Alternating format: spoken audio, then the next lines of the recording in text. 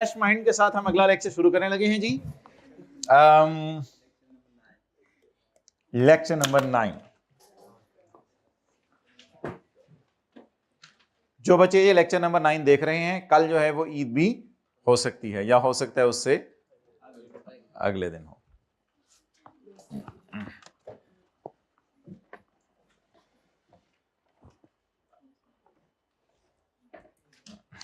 Okay मोहतरम,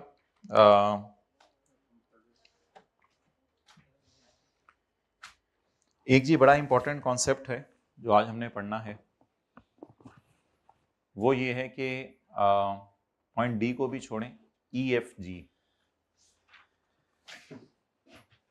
हमने कल की क्लास में ये जो सवाल किया था, वो ये वाला सवाल किया था, जबरदस्त, रियली अप्रिशिएट। कल की क्लास में जो हमने ये वाला सवाल किया था, ये वाला सवाल, इस सवाल में, तो कल की क्लास में ये जो हमने सवाल किया था, इसमें हमने इनकम फ्रॉम प्रॉपर्टी में से थोड़े बहुते खर्चे माइनस किए थे। इसमें एक हमने माइनस किया था रिपेयर अलाउंस, एक हमने किया था प्रॉपर्टी टैक्स, ये पूरा माइनस कर दिया था। लेकिन ये वाले हमने माइनस लोअर ऑफ करके किए थे, लेकिन इसकी प्रोविजन कल की क्लास में आपको हमने नहीं पढ़ाई थी। ठीक है जी, ओके। अच्छा, ई एफ जी ये है कि आपने अगर घर को किराए पे चढ़ा के किराया लिया है, आपने अगर घर को किराए पे नहीं किराए बोलो, आपने अगर घर को किराए पे चढ़ाकर किराया लिया है, तो ऐसी सूरत में किराए में से आप माइनस करेंगे घर बनाने के लिए जो लोन लिया था, उस लोन के ऊपर जो आपने इंटरेस्ट पे किया, वो भी खर्चे के तौर पर माइनस करने की इजाजत है। तो इसकी भी इजाजत है। आपने घर बनाया, घर बनाने के लिए आपने क्या लिया? लोन लिया। उस लोन पे जो आप इंटरेस्ट पे करेंगे, वो इंटरेस्ट भी माइनस करने की इजाजत है। ये लोन जरूरी नहीं आप बैंक से लें, ये लोन किसी जानने वाले से भी ले सकते हैं, किसी से भी ले सकते हैं। तो लोन के ऊपर जो इंटरेस्ट आप पे करेंगे, वो प्रॉपर्टी के खर्चे के तौर पे माइनस करने की इजाजत है। एनी प्रॉफिट पेड से मुराद है इंटरेस्ट। असल में इस्लामी जमहूरिया पाकिस्तान है, इसलिए उसने प्रॉफिट लिखा हुआ है, वैसे ये इंटरेस्ट ही है, interest. Any interest paid on any money borrowed, जो आपने पैसा उधार लिया है। किस लिए पैसा उधार लिया माय ब्रो?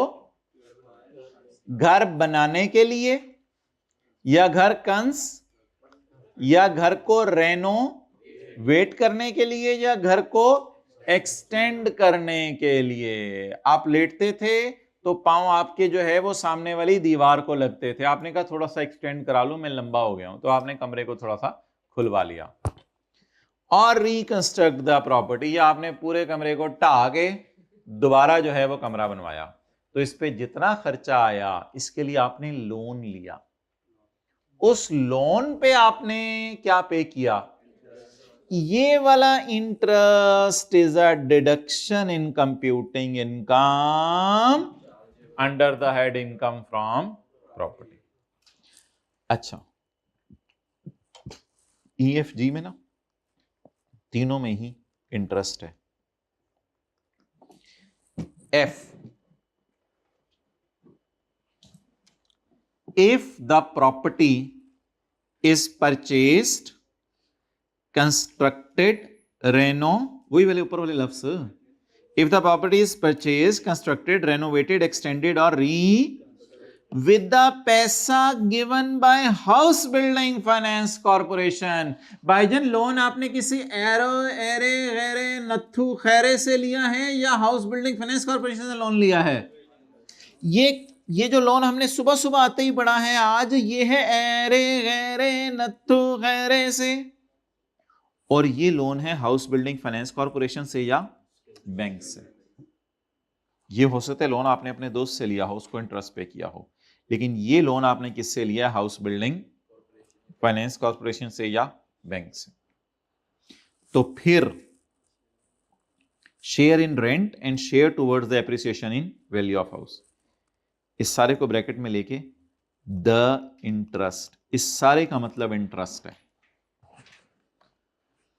जो भी आपने इंटरेस्ट पे किया इस लोन पे वो माइनस करने की इजाजत है। No, what does it mean? इस बात का मतलब क्या है? इस बात का मतलब समझ देखें, जिंदगी रोशन होगी बैठे बैठे।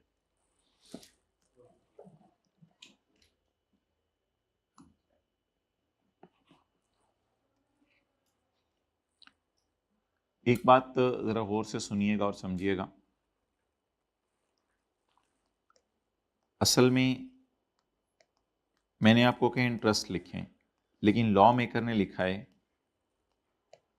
शेयर इन रेंट या share in appreciation of value of property. और वैल्यू ऑफ प्रॉपर्टी लिखा, क्या लिखा हुआ है? Share in appreciation in value of property.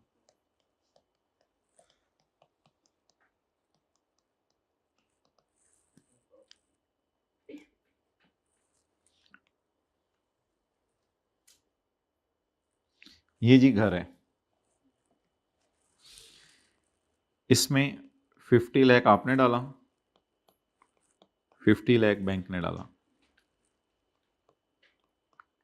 Owner ने, और 50 लाख बैंक लोन।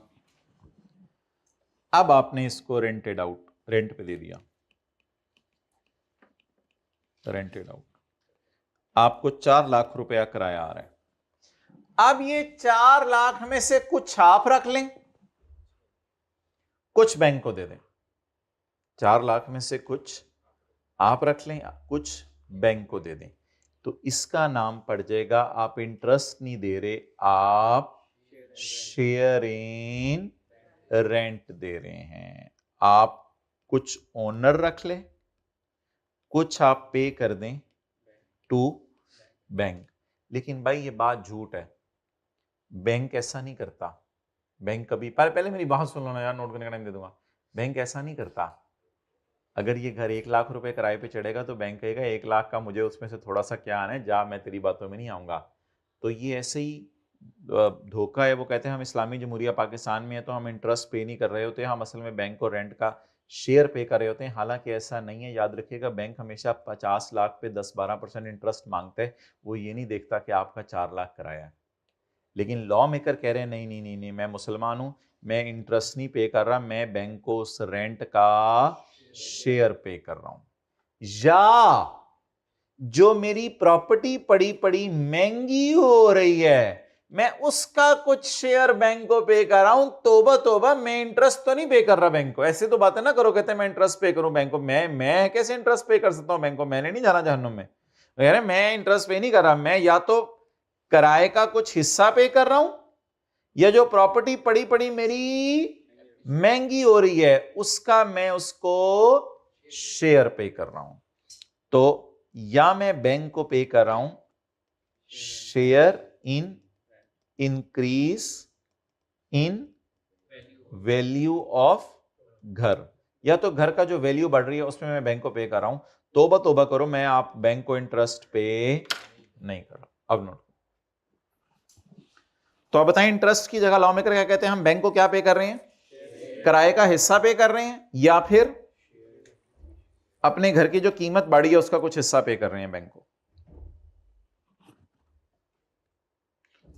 कोई लेक्चर ले लो ईद के तीसरे दिन तक, ताकि ईद के चौथे दिन जब आप तशरीफ लाएं क्लासों में फिजिकल, तो फिर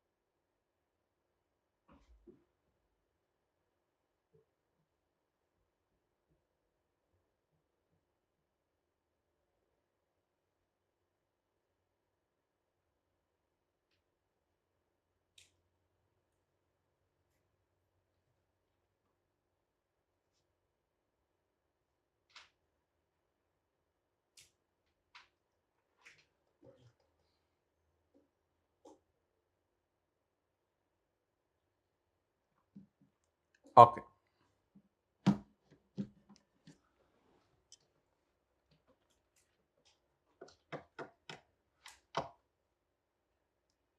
लेने आ गए। कहाँ है घर? तो क्या हुआ? पॉज करो। ओके, सो दो का क्या मतलब होता है? अगरचे, though we are paying in reality interest to bank, but our lawmaker is saying that we are not paying interest to bank and we are paying share in rent। Rent का कुछ share दे रहे हैं bank को, या share in appreciation for value of property दे रहे हैं। अब ये दो फिक्रे याद कर लें। कोई भी इंटरेस्ट आपने पे किया घर बनाने के लिए, ये तो आसान सा था। और अगर प्रॉपर्टी आपने खरीदी है, रेनोवेट की है, एक्सटेंड की है with the capital contributed bye HBFC और scheduled bank, the share in rent and share towards the appreciation in value of property.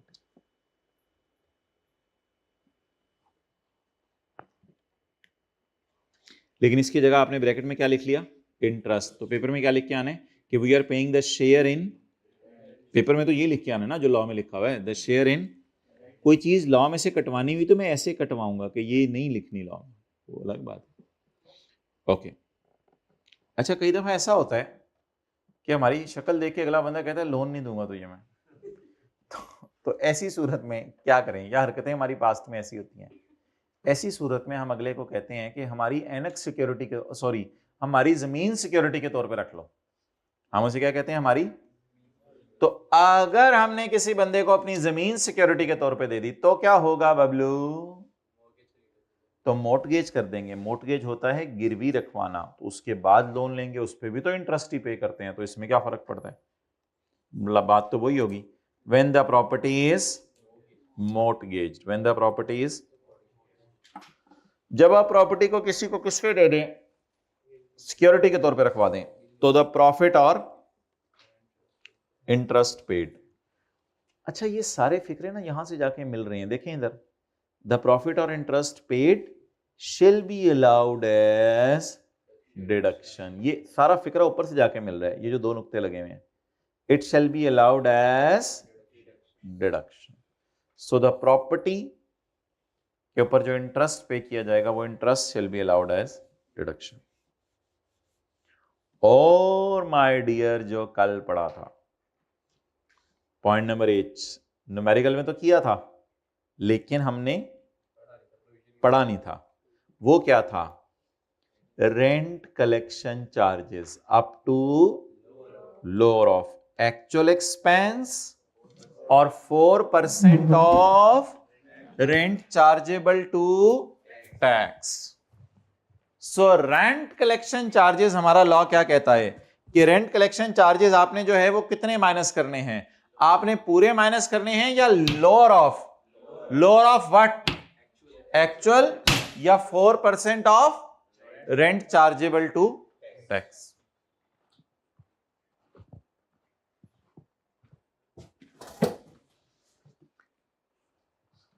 Any expenditure paid or payable wholly and exclusively for deriving rent, जो खर्चा आपने किस लिए किया? Rent कमाने के लिए किया, including administration and collection up to lower of actual expense or 4% of rent chargeable to tax, whichever is lower। अब याद करें कौन कौन से खर्चे कल कौन से पड़े थे? Repair allowance, property tax, any state tax paid on, वो घर में जाके आपने याद भी किए होंगे, कल वाले घर में जाके आपने याद करके लिखे होंगे ना ये वाले। In respect of repair to building an allowance equal to 1/5 of rent chargeable to tax, insurance premium paid, local rate tax cess paid और द रेंट। अच्छा, और उसके बाद पॉइंट डी अभी रहता है, उसके बाद इंटरेस्ट वाले पॉइंट्स आ गए और any expenditure paid Holi and exclusively for rent, यानी सिर्फ और सिर्फ आपने रेंट कमाने के लिए ये खर्चे किए हैं। होली एंड एक्सक्लूसिवली का क्या मतलब है? सिर्फ और सिर्फ रेंट कमाने के लिए ये खर्चे किए हैं, वरना तो आपने ये खर्चे नहीं करने थे। होली एंड एक्सक्लूसिवली, सिर्फ और सिर्फ। अच्छा जी, point I,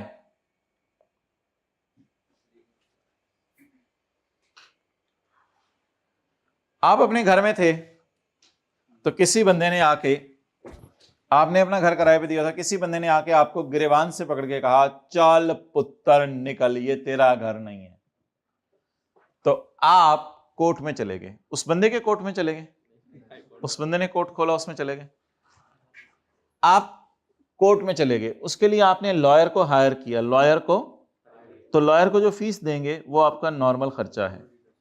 legal charges paid to defend the title of property, आप कह रहे हैं ये मेरी प्रॉपर्टी है, वो कह रहा है ये तेरी प्रॉपर्टी नहीं है, आप कह रहे हैं पुत्र चल बाहर आ, उसने कहा वो तेरी, हमने कहा तेरी मेहरबानी।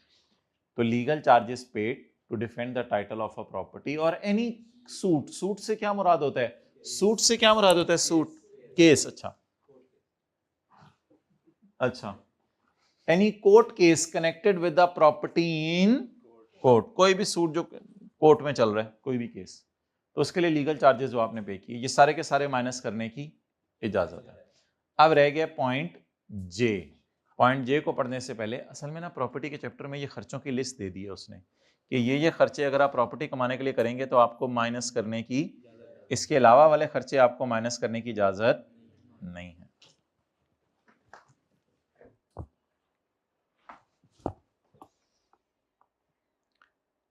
अच्छा जी, ये अगला पॉइंट आपने बड़े गौर से समझना है।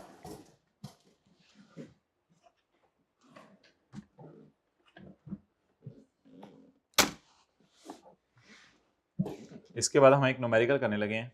एक हमने कल न्यूमेरिकल किया था, वो जो व्हाइट बोर्ड पर लिखा हुआ है, और एक हम आज न्यूमेरिकल करेंगे, और फिर आप न्यूमेरिकल हो जाएंगे घर जाके।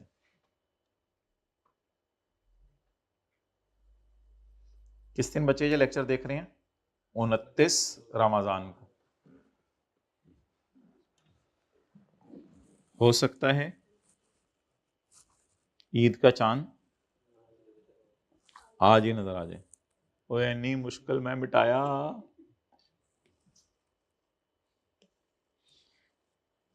ये माइक्रोसॉफ्ट वाले हमारे जज्बात से क्यों खेलते हैं?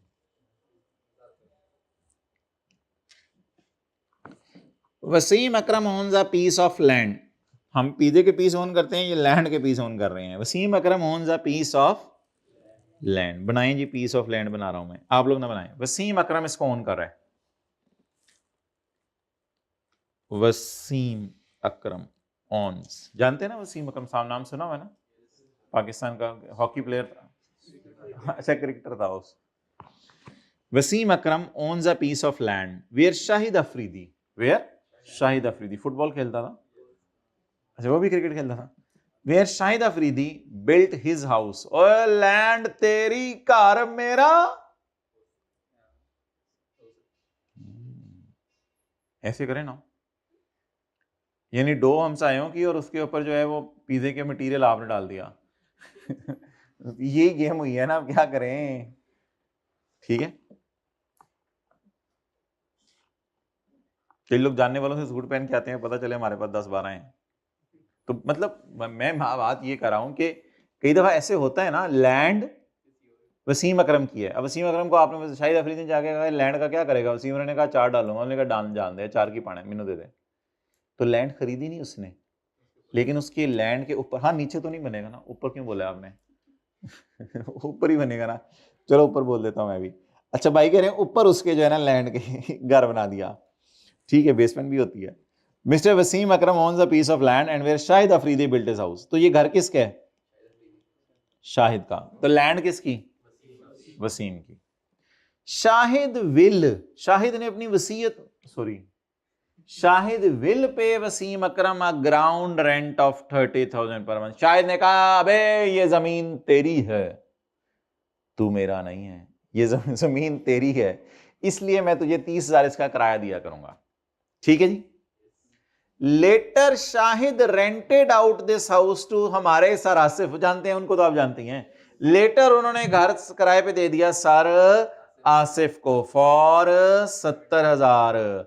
आप बताएं शाहिद का न्यूमेरिकल सॉल्व करते हुए इसकी इनकम फ्रॉम प्रॉपर्टी में जो ग्रॉस रेंट है वो कितना आ रहा है सर आसिफ से? 70,000 ज़रब 12 इज इक्वल टू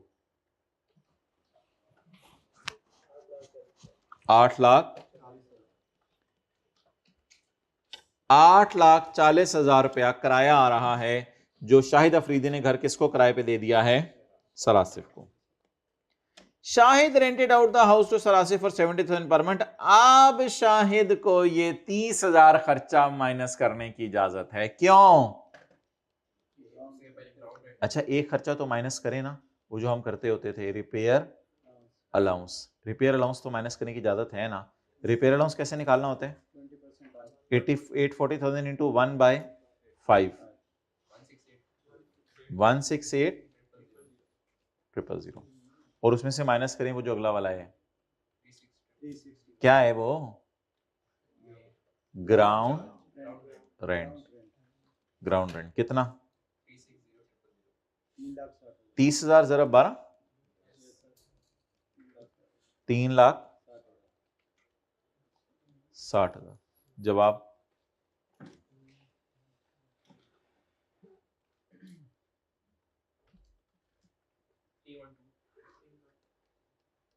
312,000।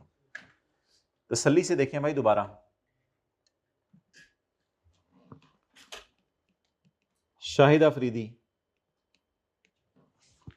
एक लैंड थी, लैंड, वो लैंड किसकी थी? वसीम की। जहन में आ गया, एक लैंड है, हाथी चल रहे हैं, जीब्रा चल रहे हैं, उस पर लैंड है। शाहिद अफरीदी गया, उसने हाथी जीब्रा को साइड पे किया, लैंड खाली हो गई। शाहिद अफरीदी ने कहा मैं इस पे क्या बनाने लगाऊं, और बना के किराए पे किसको देने लगाऊं? शाहिद अफरीदी कौन सी इनकम कमा रहे हैं? क्योंकि उसने घर किराए पे दे दिया। Shahid Afridi income from property कमा रहा है। इनकम फ्रॉम प्रॉपर्टी जो कमा रहा है शाहिद अफरीदी, तो शाहिद अफरीदी आगे ना चल, सीए फाइनल की किताबें मिला दूं, सारे सफे देखने। इनकम प्रॉपर्टी, तो शाहिद अफरीदी ने कितना रेंट रिसीव किया है फ्रॉम सर आसिफ? 70,000 ज़रब 12 बोले 8,40,000 माइनस करें रिपेयर अलाउंस एट 1/5 ऑफ 8,40,000। मजा आना शुरू हो गया ना आज? जी बोले 168,000। और कोई शाहिद का बताएं खर्चा क्या है? बेचारे की लैंड अपनी नहीं है, वो ग्राउंड का क्या पे कर रहा होगा? रेंट पे कर रहा होगा। तो ग्राउंड का रेंट उसके ऊपर एक और खर्चा है, क्योंकि बेचारे की क्या अपनी नहीं है? अपनी नहीं है, बेचारे की अपनी नहीं है। ग्राउंड रेंट अपनी नहीं है, लैंड अपनी नहीं है, उसकी ग्राउंड अपनी नहीं है। 30,000 जरा 360,000 312,000 ਤੁਹਾਡੀ ਮਿਹਰਬਾਨੀ ਕਰ ਲਓ note. We don't need sus people, we don't need just people.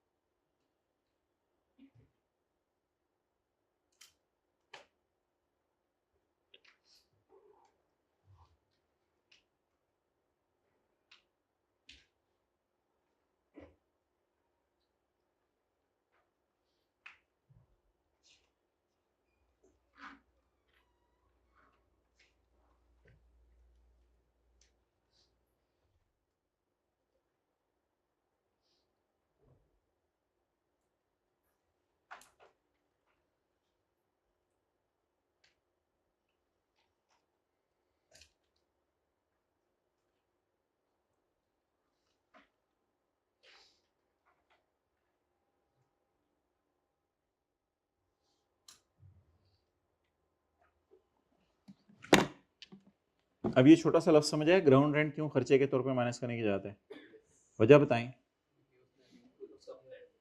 क्योंकि नहीं है ना, अब शाहिद की लैंड अपनी नहीं है, तो अगर शाहिद इस लैंड एंड बिल्डिंग से कुछ कमाना चाहता है तो क्या करे इसके लिए, वो लैंड किराए पे ले बेचारा, फिर प्रॉपर्टी किराए पे चढ़ाएगा ना। तो लैंड अगर किराए पे नहीं लेगा तो फिर क्या बनेगा, डन। ओके चलें जी, एक सवाल आज भी करते हैं, एक कल किया था भाई, कल वाला सवाल मिटा दें, आदती है।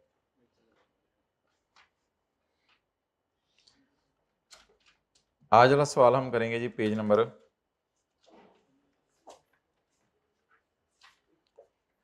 7, एग्जाम्पल 2। अब जिनके पास वो है अल्लाह आपका भला करे, क्या है वो, बुक है, तो वो फिर ये सफ़ा ज़रा ढूंढ लें, कासिम एंड तलहा, यानी 6 सफ़े आगे करें 7वां आ जाएगा, उससे अगला सफ़ा करके फिर वापस 7वें पे वापस आ जाए।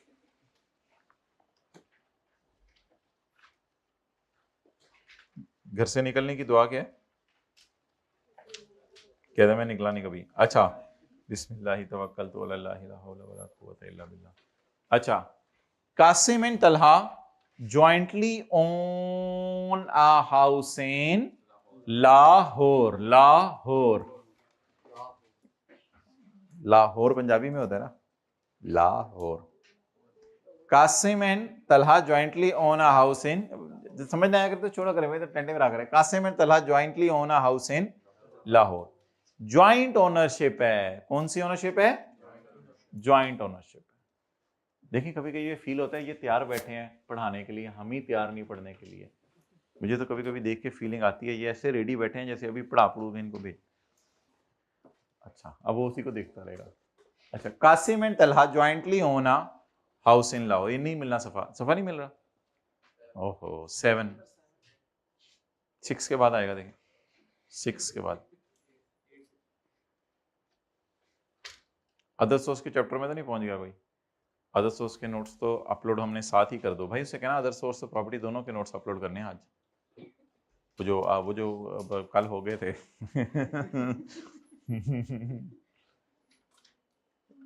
लेक्चर 8 था ना कल हमारा, तो लेक्चर 8 में वो देखो A1 में हुए हैं बच्चों। Qasim and Talha jointly own a house in Lahore. Qasim and Talha दोनों हाउस को ओन करें लाहौर में। कासिम का 75% शेयर है इन the house.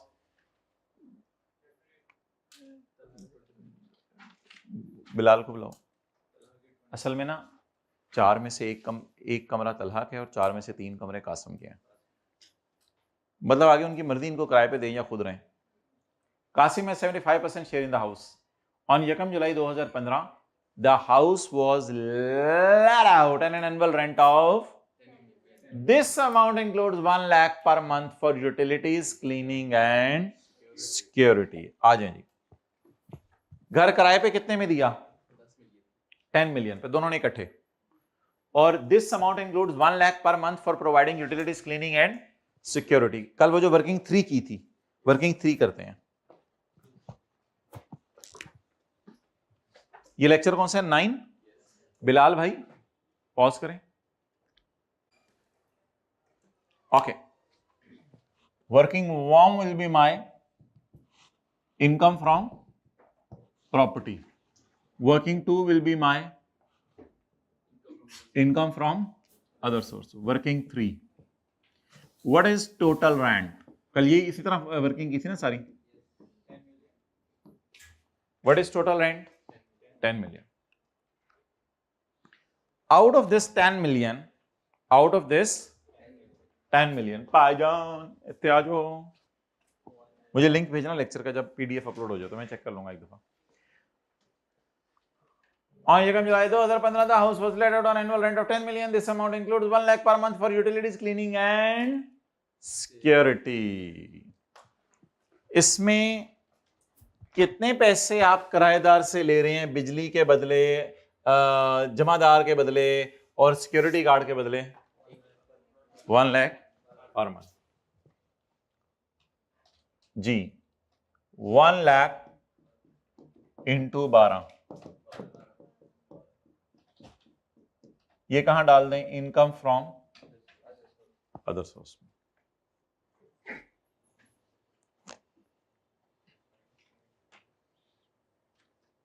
Income from other source. Next, अब मुझे बताएं कि इनकम फ्रॉम प्रॉपर्टी में कितना जाएगा बैलेंसिंग? 88000000।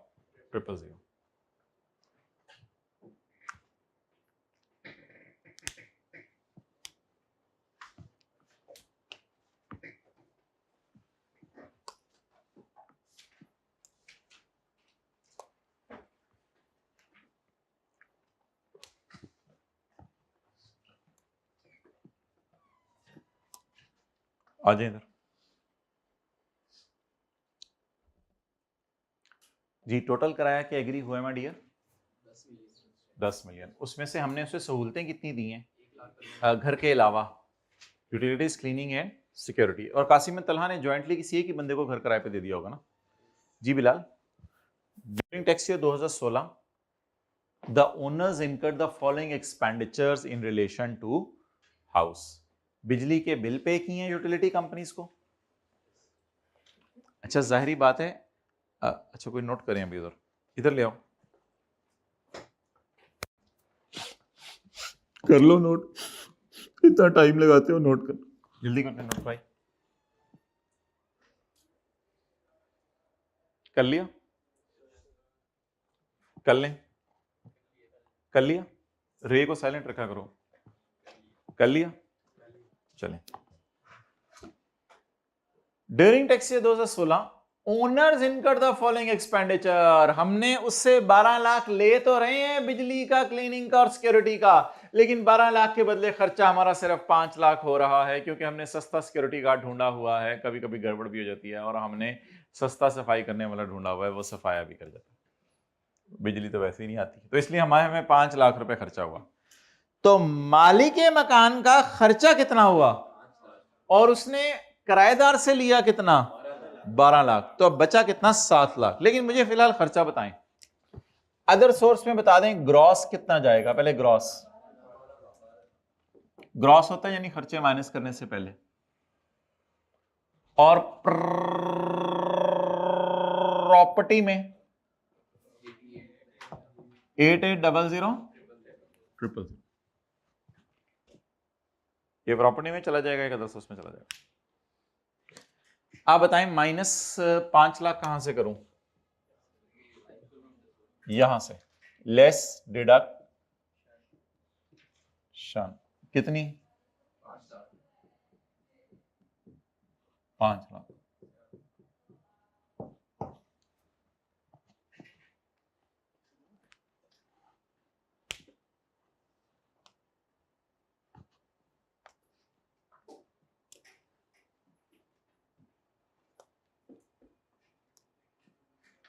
भाईजन बाकी तो आपको माइनस करना आता है ना। अब प्रॉपर्टी में आप ही ने मुझे माइनस करवानी है चीजें।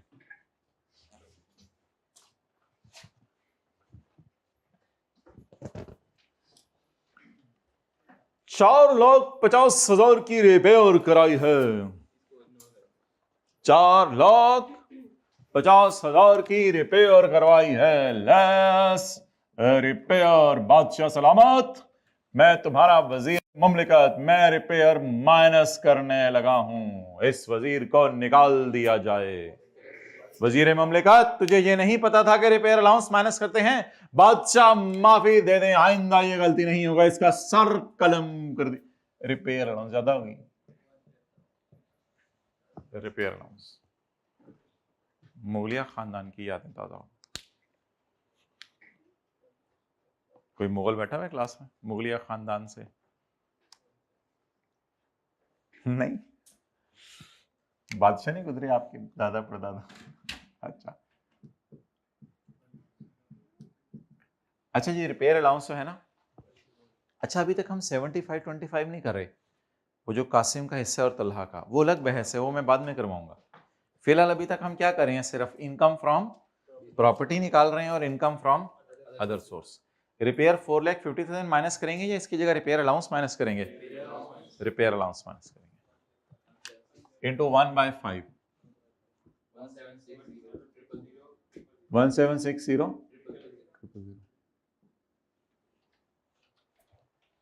Repair allowance. ईद के क्या प्रोग्राम है? बस मैक्सिमम यही कीजिएगा, साथ वाले घर बैल करके खीर पकड़ाइएगा ये प्रोग्राम है, बाकी पढ़िएगा इंशाल्लाह। साथ वाले हम साइनो तो क्या नहीं होते हैं, हमें हर दफा भूल जाते हो। वो आप 4 घरों में 10 घरों तक भी खीर देने जाएंगे ना, 11वें ने पकड़ लेना, मेरा पुत्र यार सानू कोई लिफ्ट ही नहीं आजकल। अच्छा, इंश्योरेंस प्रीमियम बोले। इंश्योरेंस प्रीमियम तो पूरा माइनस करने की जाता है ना, इसमें तो कोई मसला नहीं। कल की क्लास में पढ़ा था ना इंश्योरेंस प्रीमियम, याद है? पहली लाइन थी रिपेयर अलाउंस, तो ये मेरे नाल हो गया। अच्छा, रिपेयर अलाउंस, दूसरी लाइन थी इंश्योरेंस प्रीमियम, और तीसरी लाइन थी local rate taxes charges. Insurance premium बोले 3,40,000 जी। हाइब्रिड वालों नजर आ रहे हैं आप? इतने कोई बैठा हुआ हाइब्रिड में एनरोल्ड है, दूसरे कमरे में शिफ्ट हो जाना है। अच्छा कोई नहीं, इंशाल्लाह सुबह होती है शाम होती है, जिंदगी तमाम होती है। Collection charges, rent collection charges. कुछ लोग हाइब्रिड के इतने दीवाने हो जाते हैं कि पीछे पड़ो फिजिकल भी नहीं आते, कहते चौथी सी क्लास में जा। कलेक्शन चार्जेस, अच्छा कलेक्शन चार्जेस ना लोअर ऑफ करके माइनस होने हैं।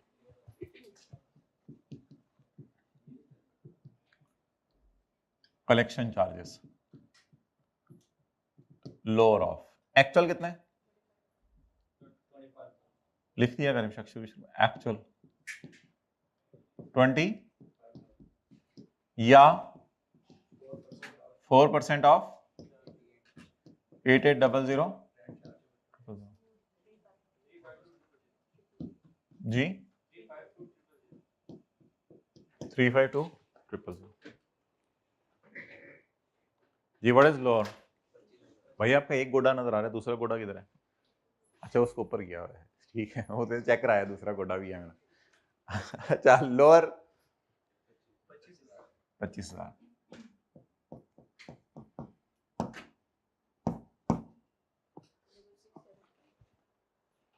Double 6 7 5 000।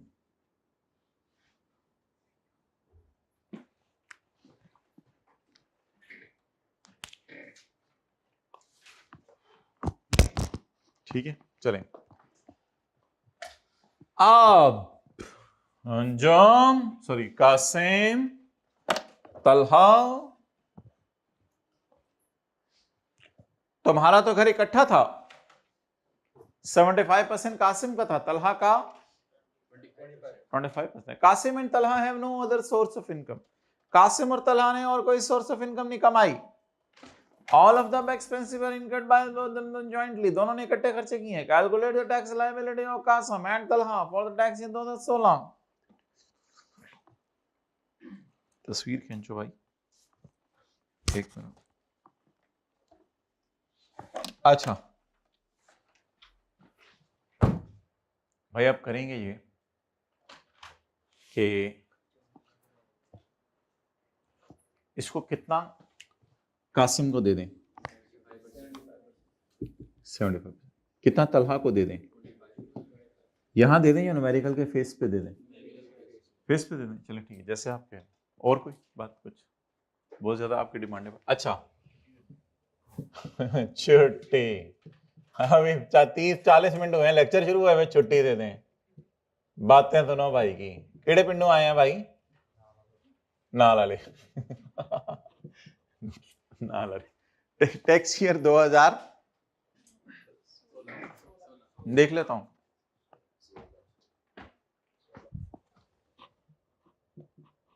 Tax year 2016। Income from property, income from other source. अच्छा जी, आप बोले कासिम की इनकम फ्रॉम प्रॉपर्टी कितनी है? 75%। 667500 का 75% कासिम तू ले जा, और 7 लाख का भी 75% तू ले जा। कासिम ने कहा मैं ले गया। ये जो जवाब आएगा इसे क्या कहेंगे? टोटल इनकम भी और टैक्सेबल इनकम भी, और इस पर टैक्स कैलकुलेट करें। चेती चेती करें। कासिम का न्यूमेरिकल खत्म हुआ। ऐसे न्यूमेरिकल के लिए शायर ने कहा था न्यूमेरिकली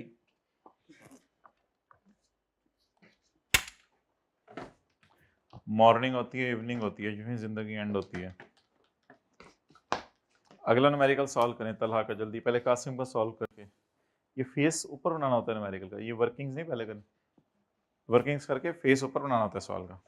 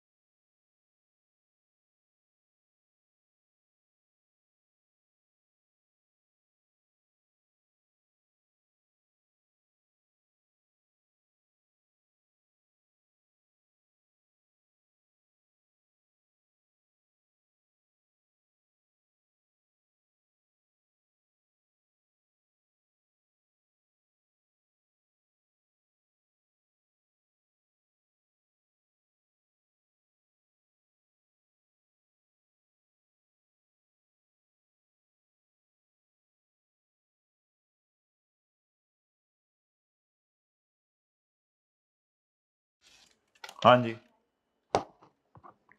क्या बना? तला फारिग हो गया, यली कासिम ही फारिग नहीं आया।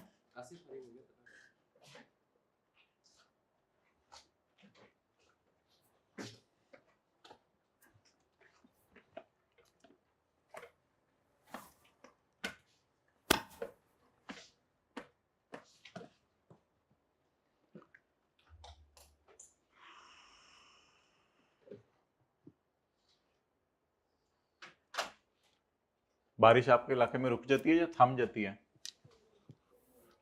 चलें बोलें। 5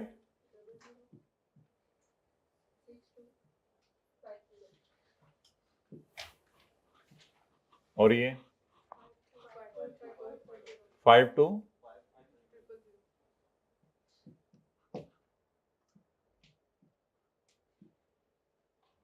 जी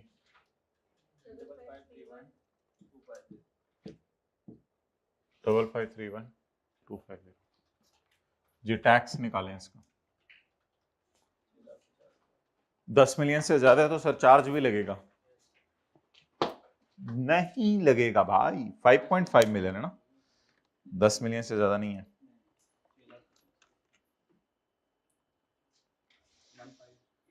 जी कहाँ पे है?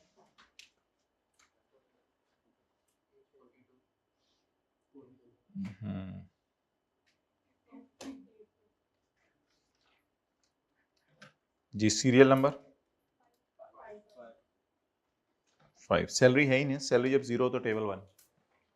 6.5 लाख जमा, 6.5 लाख जमा 40% ऑफ, इसमें से माइनस करें आप 32 लाख। जी क्या जवाब आया? 2 2 3 3 1250। ये फिगर कैसे निकलती है देख लें। 5531,250 5531,250 माइनस 32 लाख।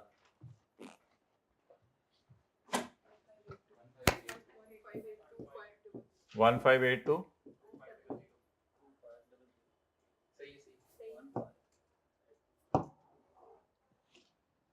ये सवाल सॉल्व हो गया मिस्टर कासिम का। ये पहले सफ़े पे सॉल्व करना है, वर्किंग्स दूसरे सफ़े से शुरू करनी है मिस्टर।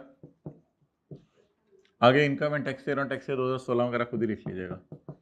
इनकम फ्रॉम प्रॉपर्टी और income from 6675,000 into 20 7 lakh into 25% जी 166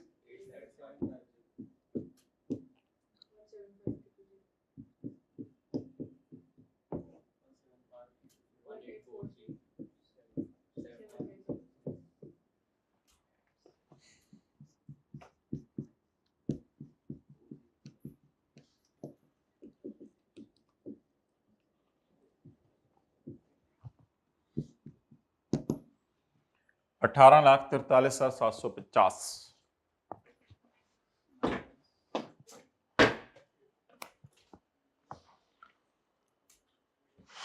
सीरियल नंबर 4।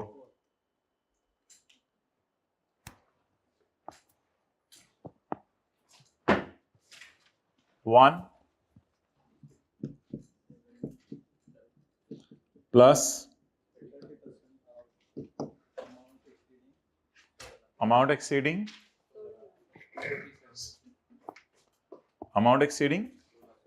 16 लाख जी। कितनी है? 24 30% अमाउंट एक्सीडिंग 16 लाख 243 जी 243,125। कैलकुलेटर क्यों नहीं लाते? 243,125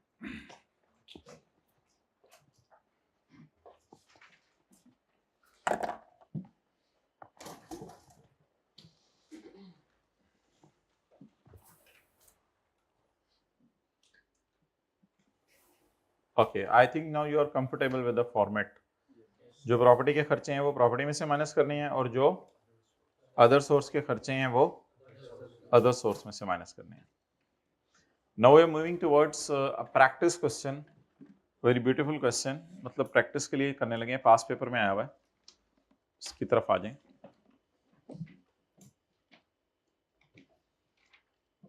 क्वेश्चन नंबर 5 अगले सफे पे है, पेज 8।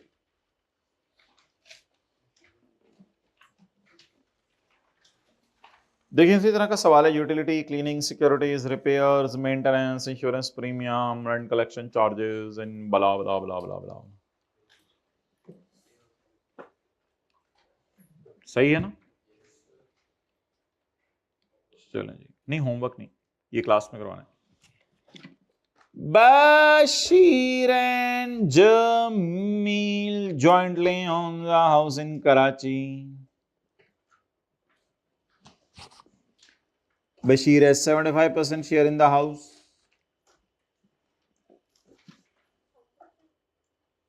अगले सफे पे क्वेश्चन 5 नहीं। Bashir has 75% share in the house. On यकम सितंबर, ओ मिड ऑफ ईयर का सवाल आ गया। साल के पहले दिन प्रॉपर्टी किराए पे दिया या मिड ऑफ ईयर में प्रॉपर्टी किराए पे दिया? मिड ऑफ ईयर में। किस दिन प्रॉपर्टी किराए पे दिया? यकम सितंबर। On Yagam September 2003, 2003, the house was let out at an annual rental of 60. Oh, ये तो किराया हमारे साल से बाहर निकल रहा है। हमने यकम सितंबर को साल के किराए पे घर दिया है 65 लाख। ये 65 लाख साल का किराया है या यकम सितंबर से अगले साल के यकम सितंबर तक? सितंबर, अक्टूबर, नवंबर, दिसंबर, जनवरी, हमारा साल जून पे एंड होता है, याद रखिएगा। सितंबर, अक्टूबर, नवंबर, दिसंबर, जनवरी, फरवरी, मार्च, अप्रैल, मई, जून। 65 लाख को इनकम में डालेंगे या 65 लाख का 10/12? 65 लाख का 10/12। इसमें पड़ा है 1,86,000 for utilities, cleaning and security. इसमें 1,86,000 पड़ा हुआ है for utility, cleaning and securities. अच्छा, अब आप मुझे ये बताएं कि मेरा टोटल रेंट कितना है? टोटल 65 लाख। इधर देखिए टोटल रेंट कितना है? 65 लाख। ये कितने अरसे के है? ये हमारे साल के 10 महीने के और अगले साल के 2 महीने के। आपको पता है अगर यकम सितंबर को हमारा साल शुरू हुआ है तो सितंबर, अक्टूबर, नवंबर, दिसंबर, जनवरी, फरवरी, मार्च, अप्रैल, मई, जून को खत्म हो जाएगा। तो ये हमारे साल तक के 10 महीने के और अगले साल के 2 महीने। तो ये टोटल रेंट है जो 12 महीने का है। और इसमें फिर ये अमाउंट भी 12 महीने वाली पड़ी होगी ना। जब ये 12 महीने का तो ये अमाउंट भी, लेकिन ये अमाउंट पर मंथ है ना, वो मुझे पता है पर मंथ है। लेकिन अगर मैं इसमें से निकालना चाहूं तो 12 करके माइनस कर सकता हूं। ठीक है, मैं बताता हूं। अभी मैं जिस तरीके से चल रहा हूं उस तरीके से भी चलते हैं, जिस तरीके से आप चलना चाह रहे हैं उस तरीके से नहीं चलते। अच्छा, मैं जरा टोटल से खेलती हैं, टोटल से। ओके, अभी शुरू ना करें। वर्किंग नंबर 3, टोटल रेंट कितना है? 65 लाख। ये 65 लाख, इसमें 2 क्वालिटीज हैं। नंबर 1, इसमें 10 महीने हमारे हैं, 2 महीने अगले साल के हैं, और ये प्रॉपर्टी का भी है और अदर सोर्स का भी है। अब मुझे बताएं, इसे हमारा साल और अगला साल के तौर पे अलग अलग कर लें या प्रॉपर्टी अदर सोर्स के एतबार से पहले अलग अलग कर लें? आप जैसे कहते हैं मैं वैसे करूंगा। मैंने इसे 2 एतबार से अलग अलग करना है। 65 लाख में प्रॉपर्टी और अदर सोर्स दोनों पड़ा हुआ है। क्यों? This amount include 186,000। तो मैंने उसको एमिनिटीज, यूटिलिटीज, अदर सर्विसेज दी हुई है। तो इसमें प्रॉपर्टी में अदर सोर्स भी पड़ा हुआ है, इसमें अदर सोर्स भी पड़ा हुआ है, प्रॉपर्टी भी पड़ा हुआ है। एक इस तरह मैंने अलग अलग करना है। और दूसरा मसला क्या है इसमें? ये एनुअल रेंट है। एनुअल का मतलब है फिर ये यकम सितंबर से अगले साल के यकम सितंबर तक। तो ये 12 महीने का है। अब मुझे बता दें, इसको 10/12 वगैरह कर लें या पहले प्रॉपर्टी अदर सोर्स में अलग अलग कर लें? जिस तरह आप लोग पहले कर रहे हैं उसी तरह करें ताकि रिदम चेंज ना हो। मेरा ये मशवरा है। उस तरह भी कर सकते हैं जिस तरह आप लोग कह रहे हैं, लेकिन मैं उस तरह नहीं कर रहा। मैं अपने फॉर्मेट को बदल नहीं रहा। मैं इसको पहले किस किस में अलग करने लगा हूं? प्रॉपर्टी और अदर सोर्स में। मुझे कोई फर्क नहीं पड़ता ये एनुअल है नहीं है, कोई फर्क नहीं पड़ता। पहले प्रॉपर्टी अदर सोर्स में अलग अलग करें। ये किराया कितने अरसे का है? साल का। तो इसमें अदर सोर्स भी कितना पड़ा होगा? साल का। जब ये खुद साल का है तो इसमें अदर सोर्स भी कितना पड़ा होगा? साल का। जब बच्चा साल का है तो कपड़े कौन से पहने होंगे? साल के। जी बोले। 2 2 2 2 0 व्हाट इज दिस? 1 साल की अदर सोर्स। 1 साल की अदर सोर्स। अब बता दें बैलेंसिंग क्या निकलेगी। ये तो 1 साल की अदर सोर्स निकल आई। बैलेंसिंग क्या निकलेगी? नहीं नहीं, क्या निकलेगी? क्या निकलेगी? 4 2 ये क्या है? ये क्या है? 1 साल की रेंटल इनकम। 1 साल की rental income, income from property. करें जी शुरू, सॉल्व करना। यहां तक करें।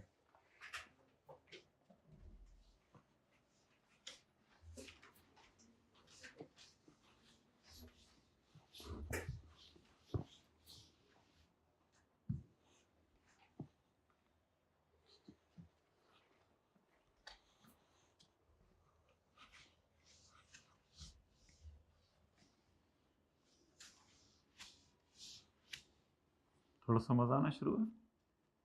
नहीं आना? क्यों नहीं समझ नहीं आ रहे? अच्छा ठीक है, समझ आना मजान इंडिपेंडेंट की हैं।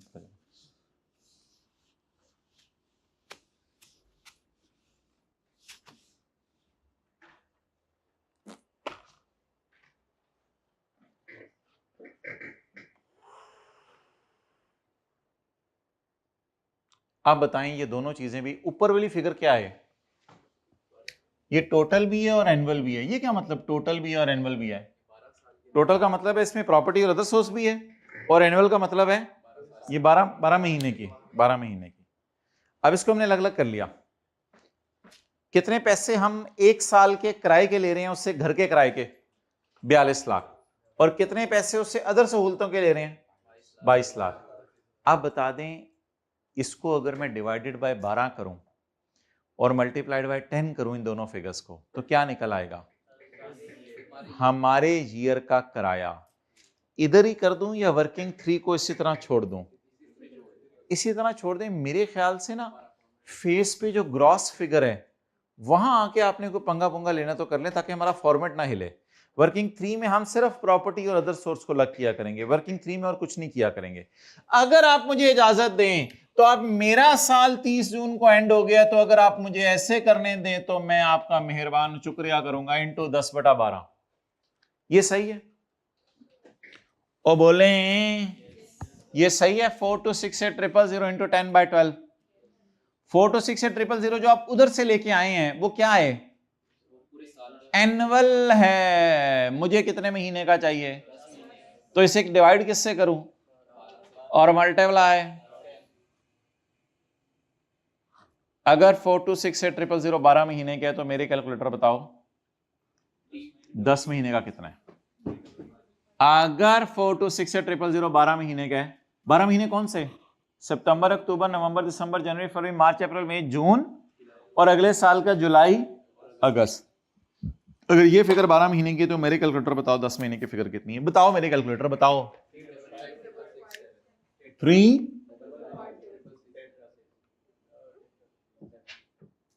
ऐसे ही है। अजीब सी फिगर निकला तो पेपर में परेशान तो नहीं होते? राउंड नहीं निकला, कोई गलती की होगी मैंने।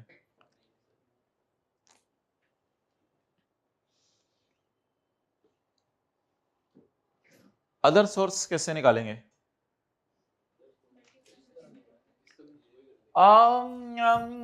दोनों तरीके से कर सकते हैं। ये तो ऐसे नहीं होता, दोनों तरीके से। 2232 000 अगर 12 महीने का, तो मेरे कैलकुलेटर बताओ 10 महीने का कितना है? या 186 000 इंटू 10। नहीं समझ आई? या तो वही करें 10/12। अगर एनुअल फिगर पकड़नी है तो 10/12 करें, और अगर मंथली फिगर पकड़नी है तो जल्दी बताएं। एनुअल फिगर पकड़नी है तो क्या करें? 10/12। और अगर मंथ की फिगर पकड़नी है तो मल्टीप्लाई बाय 10। देखें दोनों तरीके से जवाब सेम आ रहा है। कैलकुलेटर जरा यूज करके देखें, दोनों तरीके से जवाब सेम आ रहा है।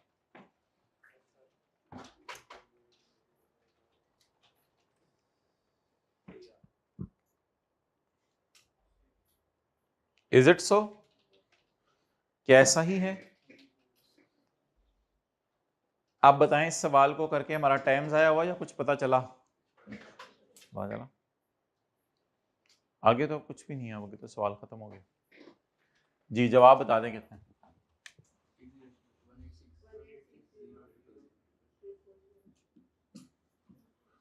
तो लिखिए वर्किंग में बस प्रॉपर्टी अदर सोर्स अलग अलग किया करेंगे। वर्किंग 3 में, वर्किंग 3 कोई वर्किंग नहीं है, मतलब एक रिदम बना हुआ है ना 3 सफों से। आपका एक सवाल कल किया था, एक आज किए हैं 2, तो उस रिदम में लिख लें। लिखना है तो कि वर्किंग 3 में बस प्रॉपर्टी अदर सोर्स अलग अलग कर दिया करें।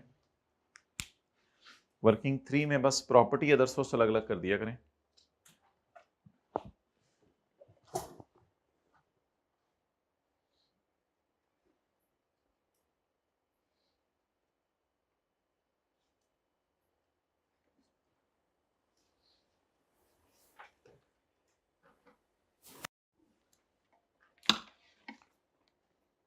ओहो, कल वाला लेक्चर 1 घंटे 38 मिनट का है। ये जो लेक्चर 8 है, और अभी ये आज वाला लेक्चर 9, इसको फिर 1 घंटे 45 मिनट से 5-6 मिनट ऊपर रखना पड़ेगा, ताकि जो कल वाले की कसर रहेगी वो भी।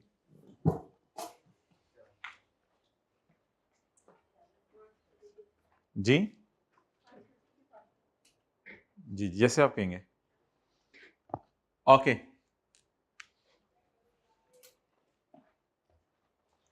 अब मुझे आप बताएं कि खर्चों के साथ तो एनुअल नहीं लिखा हुआ भाई, खर्चों के साथ तो एनुअल नहीं लिखा हुआ। खर्चों के साथ क्या लिखा हुआ है?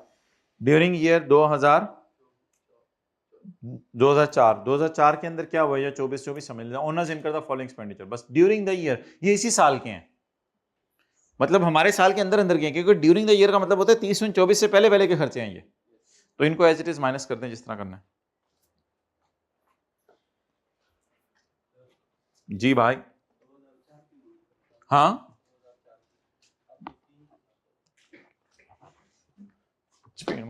यकम सितंबर 2003 खत्म होगा ना 30/4 को, नहीं 2004,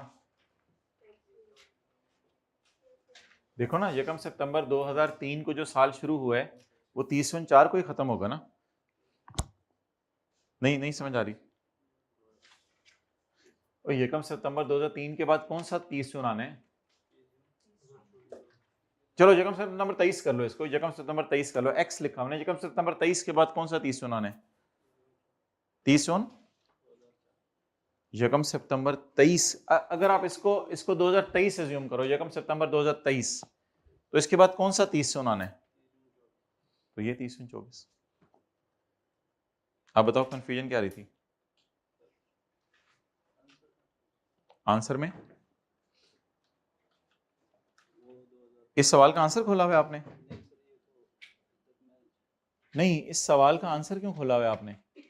उसका चार्ट डालना है, उसमें कोई ईयर एंड गलत लिखा हुआ है, आंसर से क्यों मैच कर रहे हो? मैंने आपको कहा है आंसर से मैच करने को, पता नहीं किधर गए हो, क्या कर रहे हो? जो मैं करवा रहा हूँ वो करो, मैं जो करवा रहा हूँ समझ आ रही है? चलें आप खर्चे माइनस करें। यूटिलिटी, क्लीनिंग एंड सिक्योरिटीज का खर्चा कहां से माइनस करना है? इनकम फ्रॉम 6,50,000,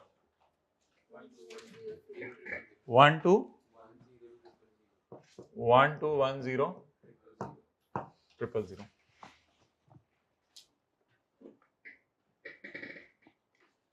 नेक्स्ट,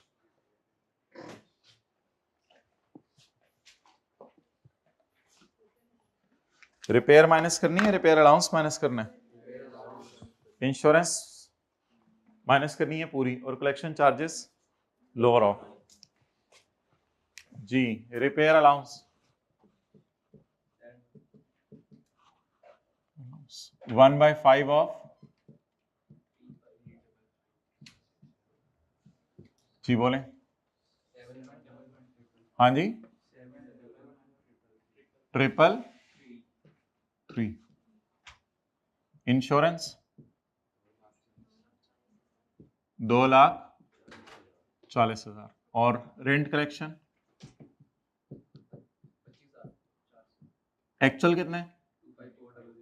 25 या 4% ऑफ, ये तो बहुत बड़ी फिगर होगी।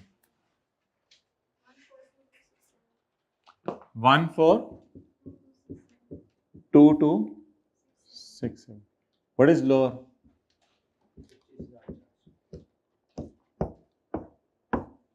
पॉज करो। मिस्टर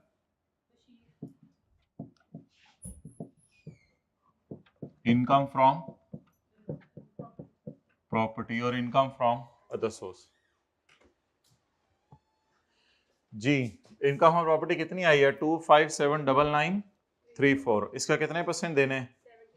75%।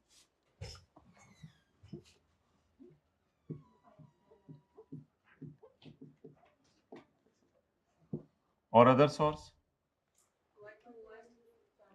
1,210,000,000 into 75%। जी लग गया 75%। आ जाओ जी, कितना आ गया जवाब? 19.5। तो उसी को तो मैं 1 करा था जी। आगे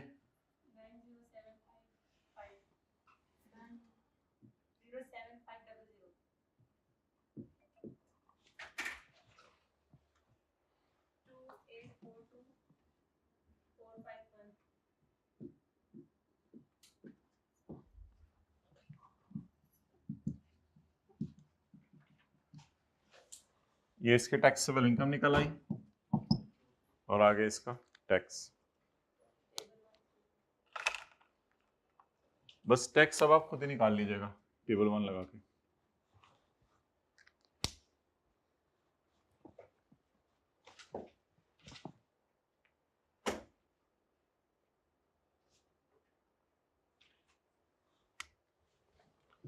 मिस्टर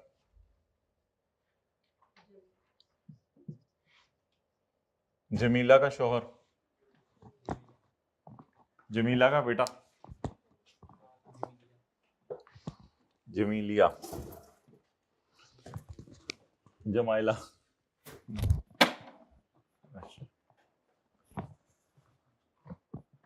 जी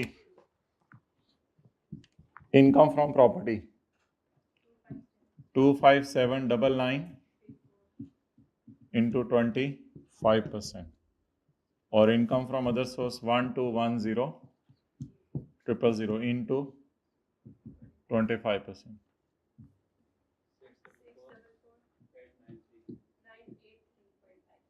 644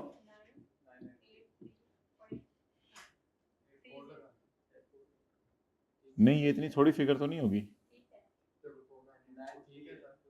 अच्छा आगे 302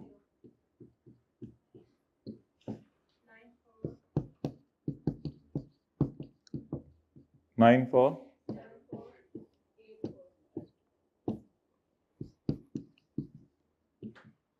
टैक्सेस का फिर निकाल लेंगे।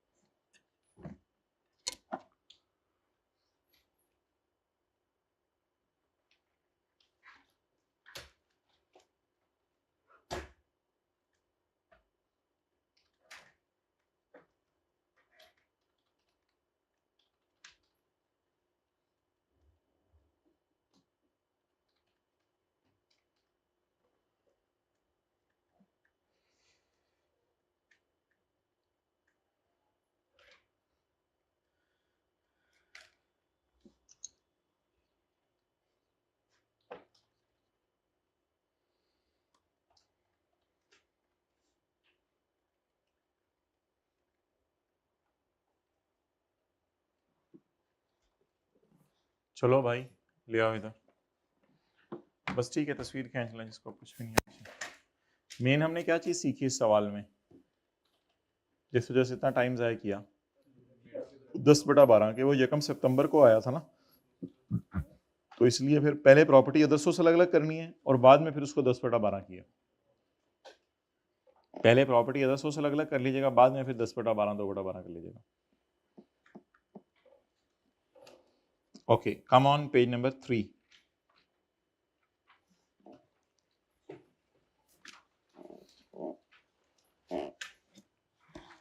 अच्छा जी, बैड डेट माइनस करने की शराइत क्या है? बैड डेट माइनस करने की शराइत क्या है? क्या ऐसा हो सकता है कि डेट हमारा बैड हो जाए और किराएदार हमारा किराया लेके भाग जाए? तो अगर किराएदार हमारा किराया लेके भाग जाए तो फिर ऐसी सूरत में इसका नाम हम क्या रखेंगे? बोलें bad debt. Where there are reasonable grounds to believe that unpaid rent is irrecoverable। जब हमारे पास रीजनेबल ग्राउंड्स हो ये बिलीव करने के लिए कि अनपेड रेंट अब हमें रिकवर नहीं होगा, अगर हमें रीजनेबल ग्राउंड्स हो कि अनपेड रेंट रिकवर नहीं होगा तो an allowance equal to unpaid rent, an allowance equal to unpaid rent. ऊपर से मिला के पढ़े ना, an allowance equal to unpaid rent will be allowed as deduction. An allowance equal to unpaid rent, कितना माइनस करने की जरूरत होगी? जितना अनपेड रेंट है। अनपेड रेंट क्या होता है? Bad debt. तो बैड डेट माइनस करने की जरूरत होगी। जब रीजनेबल ग्राउंड्स हो ये बिलीव करने के लिए कि अनपेड रेंट रिकवर नहीं हो सकता तो an allowance equal to unpaid rent. भाई टिश्यू पेपर देना, चलो रहने दो। An allowance equal to unpaid rent if tenancy was bona fide. Tenancy was bona fide का मतलब ये है कि किराए का एग्रीमेंट बिल्कुल ओरिजिनल है, जेन्युइन है, यानी ये साबित हो रहा है कि ये मालिक मकान है और ये किराएदार है। If the tenancy was bona fide. अच्छा, बैड डेट क्या होता है? बैड डेट ये सिंपल है ना, आपने साल का किराया देना था 12 लाख, आप 1 लाख लेके भाग गए, तो फिर मालिक मकान को कितना बैड हो गया डेट? 1 लाख। वो बैड डेट है। Where there are reasonable grounds to believe that unpaid rent is irrecoverable, जब रीजनेबल ग्राउंड्स हो ये बिलीव करने के लिए कि अनपेड रेंट रिकवर नहीं होगा, एन अलाउंस, एक अलाउंस माइनस करने की इजाजत है, equal to unpaid rent will be allowed as reduction. Allowance minus करने की इजाजत है इफ टेनेंसी वाज बोनाफाइड, अगर रेंट एग्रीमेंट ओरिजिनल है, if tenancy was bona fide and defaulting tenant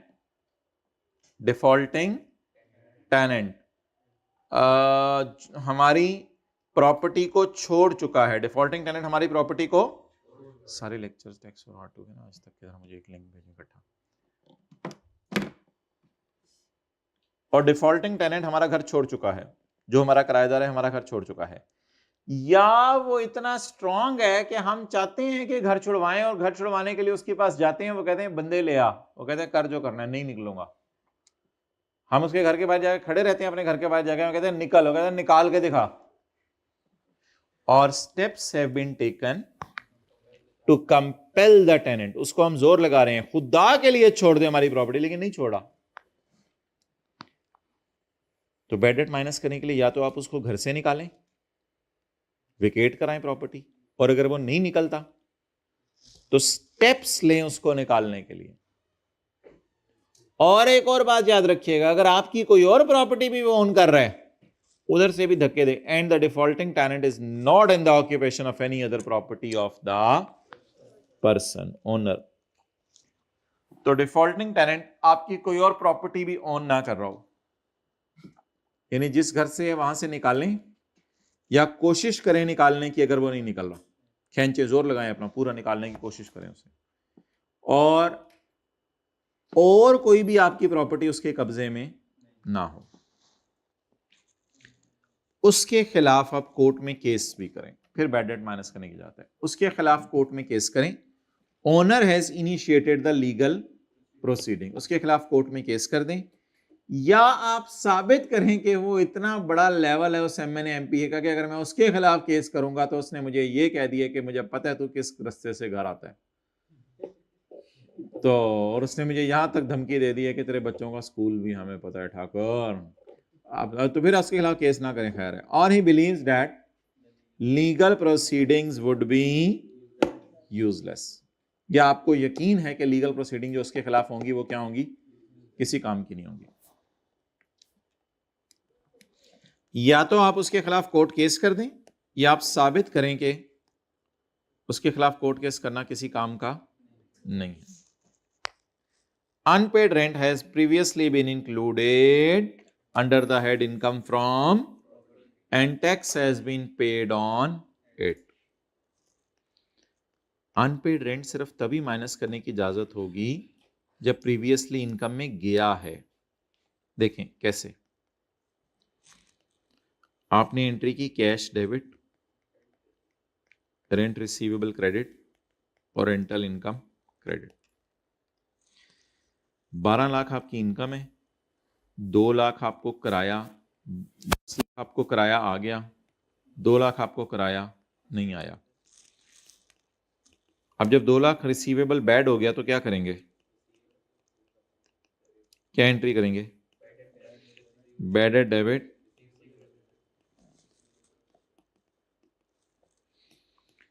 इधर देखें, ये बैड डेट माइनस करने की 3 शराइत हैं। नंबर 1, आप उसे घर से निकाल दें, या आप कहें मैंने कोशिश की है वो घर से नहीं निकल रहा। दूसरी शर्त, आप उसके खिलाफ कोर्ट में केस करें। और तीसरी शर्त, ये बैड डेट पास में इनकम में गया हो। ये भी शर्त है, ये बैड डेट पास में किस में गया हो, जाहिर बात है इनकम में गया होगा तो आप बैड करने की इजाजत होगी ना। पहले इनकम में पहले आप लोग क्या एंट्री करते थे, डेटर डेबिट सेल क्रेडिट, फिर एंट्री करते थे bad debt debit debtor credit. नहीं की ये एंट्री जैसे देख रहे हैं मुझे, डेटर डेबिट सेल क्रेडिट, जैसे 7th क्लास में पढ़ी है, debtor debit cell credit, bad debt debit debtor credit. तो बैड डेट माइनस करने की तीसरी शर्त बताएं, अनपेड रेंट क्या होता है, bad debt. Unpaid rent bad debt ही होता है। अनपेड रेंट यानी क्या, has previously included in income from property. ये प्रीवियसली कहां चला गया है, इनकम फ्रॉम प्रॉपर्टी में। ये इनकम कौन सी इनकम है, तो इसमें गया है ना प्रीवियसली, नोट कर लें। तो अगली शर्त ये है,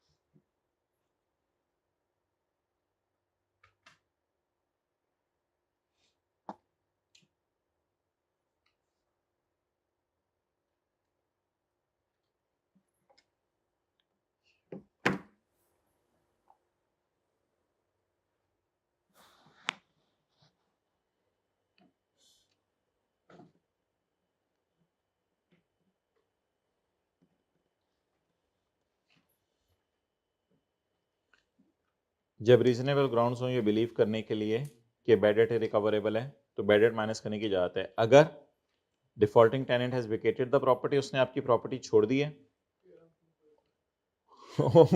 owner has initiated the legal proceeding, owner ने आपके खिलाफ क्या शुरू कर दी है, legal proceeding, and unpaid rent is previously included in income from and tax has been paid on it.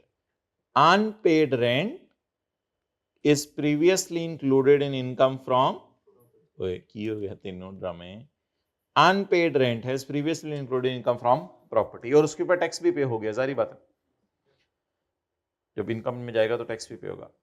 और अगर कल कला को जाकर वो बंदा पैसे देने आ जाए जिसने रेंट मारा था हमारा, तो फिर वो रिकवरी हो जाएगी। वो तो कल भी बढ़ता है, रिकूप्ड एक्सपेंडिचर, जो खर्चा हुआ था बाद में रिकवर हो गया तो वो इनकम में डाल दें।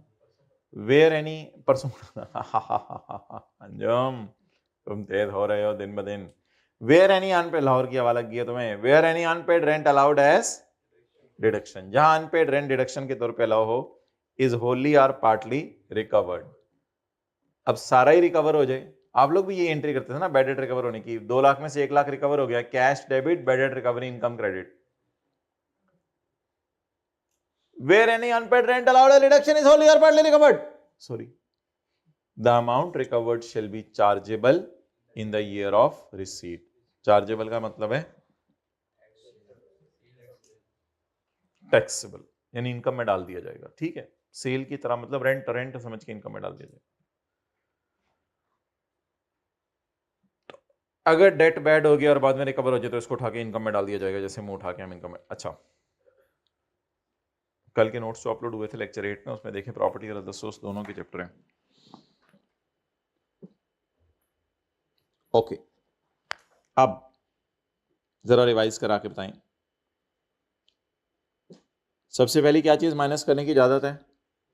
Repair allowance. सबसे पहले क्या माइनस करने की इजाजत है? Repair allowance. उसके बाद इंश्योरेंस प्रीमियम। उसके बाद प्रॉपर्टी टैक्स, जिसकी मिसाल local tax, local rate, local charge वगैरह है। Ground rent. उसके बाद 3 किस्म के इंटरेस्ट इसके नीचे छुपे हुए हैं। इस डायग्राम के नीचे 3 किस्म के क्या छुपे हुए हैं? इंटरेस्ट छुपे हुए हैं। उसके बाद फिर रेंट कलेक्शन चार्जेस माइनस करने की इजाजत है। इसका नाम एडमिन भी है, इसका नाम एडमिन और rent collection charges. Actual expenses और 4% ऑफ। उसके बाद लॉयर वगैरह को फीस दें और बैड डेट। जी, कौन कौन से खर्चे हो गए? Repair allowance, insurance, property tax, local tax except income tax, ground rent और इंटरेस्ट। 3 किस्म का इंटरेस्ट। उसके बाद रेंट कलेक्शन चार्जेस और एडमिन चार्जेस और लीगल चार्जेस और बैड डेट। अच्छा, ये जो सेक्शन 15A है ना, इसका नाम है सेक्शन 15A। ये बड़ा कंजूस मक्खी चूस है, फ्लाई चूस है। ये कंजूस बड़ा है। ये कहता है कि सिर्फ मैं वो खर्चे माइनस करने दूंगा जो मैंने बताए, इसके अलावा मैं आपको कोई खर्चा भी माइनस नहीं। तो कहता है याद रखना, मैं सिर्फ वो खर्चे माइनस करने दूंगा जो मैंने आपको बताए हैं, इसके अलावा बाकी खर्चे मैंने आपको माइनस नहीं करने दूंगा।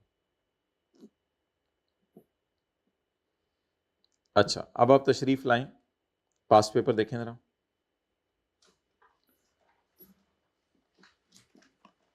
Describe the term rent in the context of income from property. Income of property के कॉन्टेक्स्ट में आप मुझे रेंट बताएं।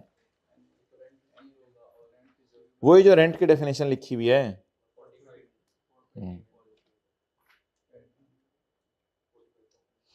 अच्छा, इसके बाद हमने पास पेपर का क्वेश्चन नंबर 2।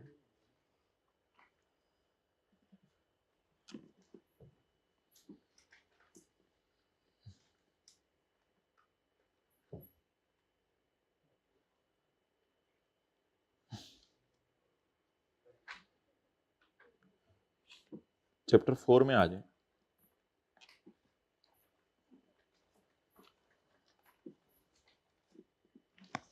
उसको बुलाएं बिलाल को।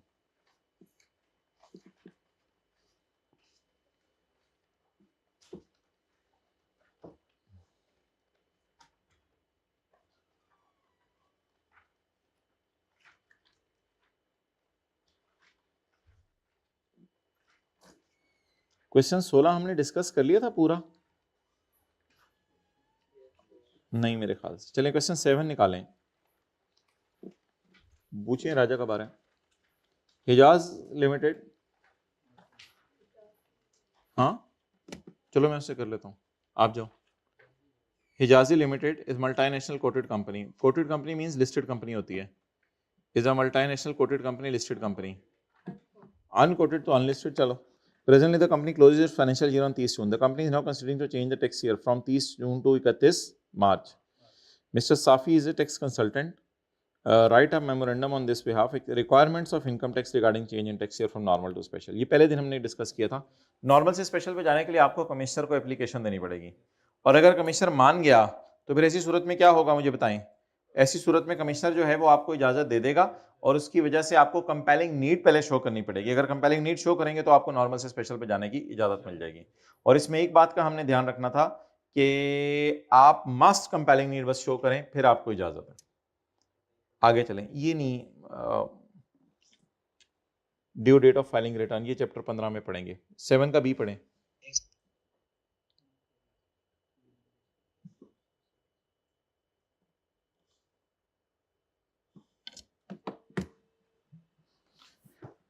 Briefly discuss the residential status of following persons under income tax ordinance 2001 for tax year 2009।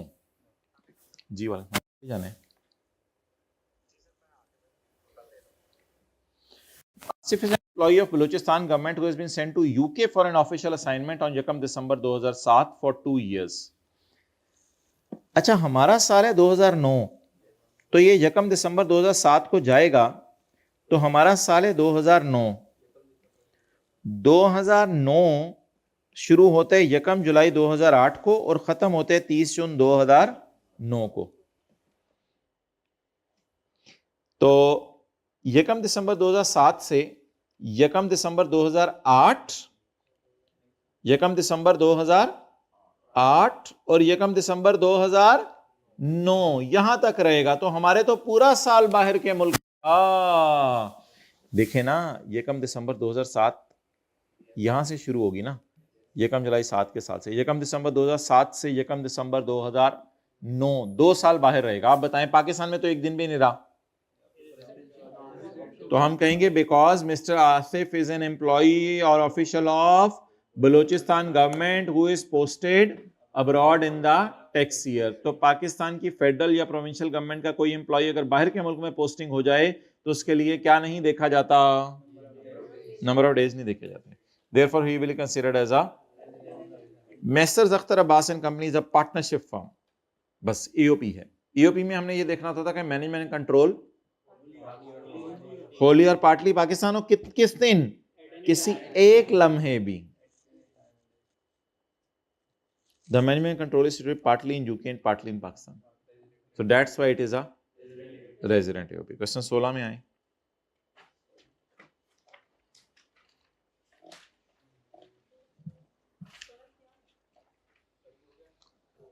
16 में ये EOP वाली एडजस्टमेंट हो गई। अच्छा नहीं, एक था, पता नहीं कोई ऑनलाइन में किसी ने सवाल पूछा था। 11 था वो, फिर 11 था, 11 पूरा नहीं हुआ था। 11 में ये जरा 2 करें। Asif learning is a partnership concern, ठीक है, उन्होंने पूछा था सवाल में, जरा जवाब दे दूं। Asif learning is a partnership concern providing IT training to professionals in UAE and. साल के पहले महीने तक ये लोग पाकिस्तान में थे और यकम अगस्त से इंटायर मैनेजमेंट कंट्रोल शिफ्ट हो गया दुबई में। तो भाई साल के पहले महीने में तो पाकिस्तान में थे ना, तो मैनेजमेंट पार्टली पाकिस्तान में मौजूद है किस वक्त? हाँ, साल के पहले महीने। That's why it will be considered as a resident EOP। तो एक दिन के लिए भी पाकिस्तान पार्टनर्स रुक जाएं तो ये रेजिडेंट बन जाती है। ये तो एक महीने के लिए रुक गए। ठीक है जी, चलें जाएं आप हजरात। अब अच्छे तरीके से जो है वो ईद मना, पढ़ाई क्या करना है, ईद मनानी पढ़ाई करनी, दोनों। ठीक है, बिलाल भाई को बुला लो।